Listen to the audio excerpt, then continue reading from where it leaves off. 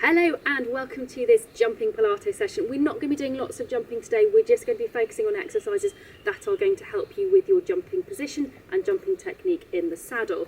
So before you start, let's just check your posture, make sure you're stacked up through your spine, your head is nice and light and floating on the top of you, shoulders are relaxed and open and your hands are soft, and then let's get you walking on the spot. So just making sure you're free and mobile through your hips, knees and ankles. If you're stiff through your hips, knees and ankles, you can't absorb the movement particularly as you land over a fence. Okay, then let's make sure your hips are really moving this morning. So hands onto your headlights, you're going to take one leg up, out and down, and then the same with the other leg, up, out and down. I don't know why I said this morning, it's not actually even the morning here.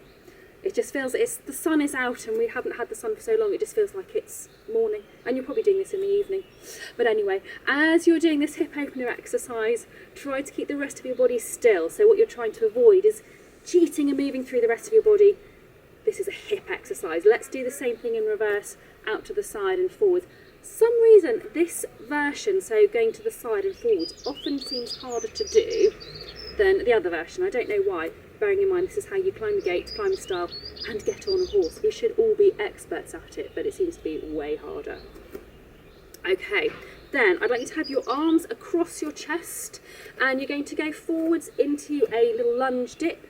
In that position, turn your shoulders one way, turn them the other way and come back up again. Same with the other foot, so forwards into that dip, turning from side to side. As you go down, go as deep as you feel comfortable through your knees. Apologies for the background noise, but also as far as you can hold your balance. This is about improving your balance through all these different positions, so don't force it so that you keep falling over and wobbling. You want to go to your limits, work to your limits, but not any further than that. That is how you will start to improve.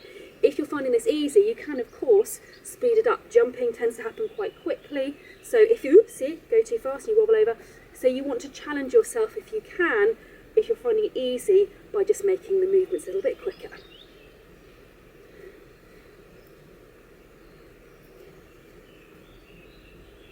One more.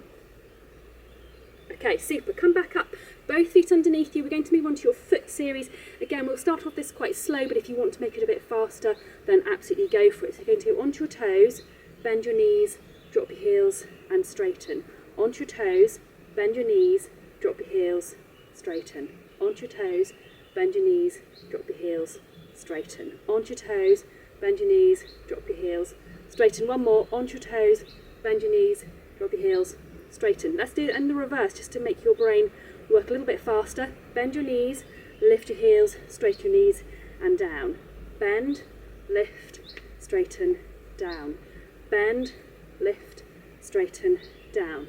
Bend, lift, straighten, down. Two more. Bend, lift, straighten, down. One more. Bend, lift, straighten, down. Super job. Okay, then this is a great one for helping you deal with that forward and backward dynamic that you get, I can't think of the right word, when you're going over a fence. So have your hands up in front of you as if you were holding on to your reins. You're going to go down into a dip, lunge dip behind you, then bring that leg up in front. Keep repeating this with the same legs. We're not swapping legs. You've got to control your weight as you go forwards and backwards and try to keep your hands quite still so they're not wobbling all over the place. She says doing a terrible demonstration to start with, but also try to keep your hands quite soft. So you're really trying to control that movement forwards and back, down and up, but without that interfering with your contact, what your hands are up to. Okay, then let's swap and do the same thing with the other legs. You're going down and up. Oops. This is where having a nice lumpy lower makes it tricky, but I always think, and I know I've said this before, that's not a bad thing, because being on a horse is not a static pastime, particularly going over a fence. It's not static, so by challenging myself to be able to keep my balance through these more challenging movements, if I'm on a more dynamic surface, that's just standing me in better stead.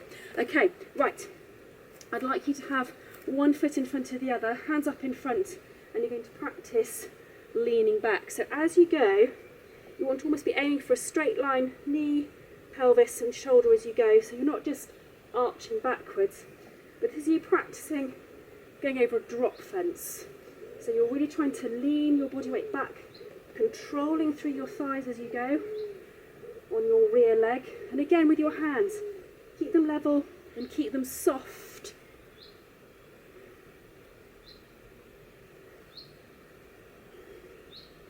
Okay, one more. She says falling over. Okay, and then let's swap and do the same thing with the other leg.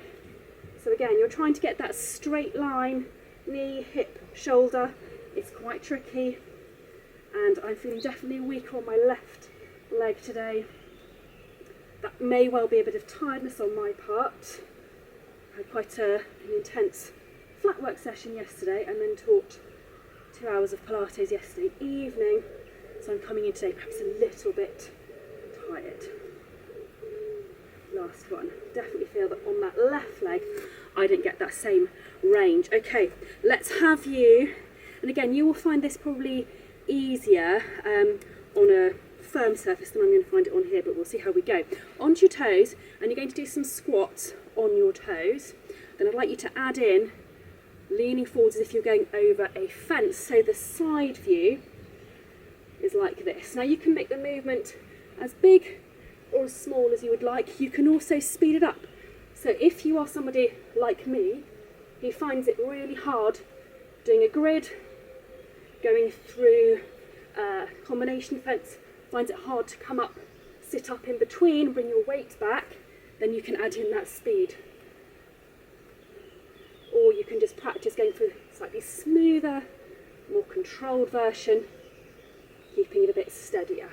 So you can tweak this exercise, particularly if you're practicing it at other times to suit your needs. Super. Okay, let's have a little walk on the spot. Bring your heart rate down. Let your legs just relax for a moment. Okay, you're then going to stand on one leg and see if you can close your eyes. So tune into what you feel.